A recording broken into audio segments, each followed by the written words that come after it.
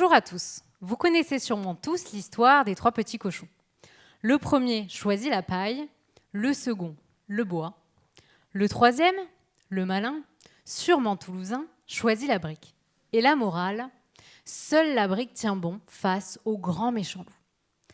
Nous avons tellement bien intégré cette leçon qu'encore aujourd'hui, nos villes sont surtout construites en briques et en béton. Le reste, on oublie. Mais il faut bien l'avouer, nous ne cherchons plus vraiment à nous protéger du loup.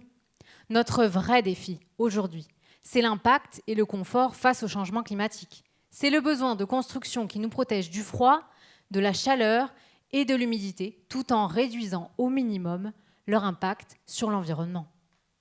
Franchement, qu'on se le dise, ces trois petits cochons, ils n'étaient pas très futés. Et s'ils avaient décidé d'allier leurs forces? Et s'ils avaient dit « on va construire ensemble une seule maison » ? Et si, au lieu de s'obstiner sur un seul matériau, ils avaient choisi de mixer la paille, le bois et la terre? Qu'est-ce qui se serait passé? Eh bien, la maison aurait tenu. Mais on ne peut pas vraiment leur en vouloir, parce que le problème, c'est que toute notre méthode de travail, de la construction à l'enseignement, est encore calquée sur l'ère du béton. C'est un processus que nous avons rendu simple, linéaire et standardisé. Rien qui dépasse.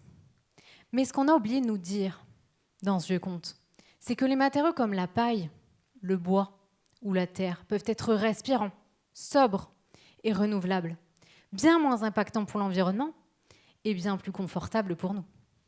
Mais alors, pourquoi on ne les utilise pas plus? Eh bien parce qu'ils modifient complètement la façon de concevoir. Et on sait tous à quel point il est difficile de changer une habitude. Le processus de conception s'anticipe, implique des expérimentations qui engendrent des allers-retours constants, agit sur des systèmes complexes qui demandent une coopération sans faille, sans compter le fait que l'on veut construire moins, mais rénover plus. Mon travail de thèse, c'est d'analyser ces changements. Je caractérise ce que l'usage des matériaux bio-géo-sourcés change sur nos façons de construire et j'enquête sur la manière dont les trois petits cochons peuvent être formés à ces changements, en expérimentant des pédagogies qui replacent la construction et la coopération au cœur de ces changements. Cette recherche est indispensable pour transformer nos pratiques et assurer un habitat sain, confortable et respectant le milieu.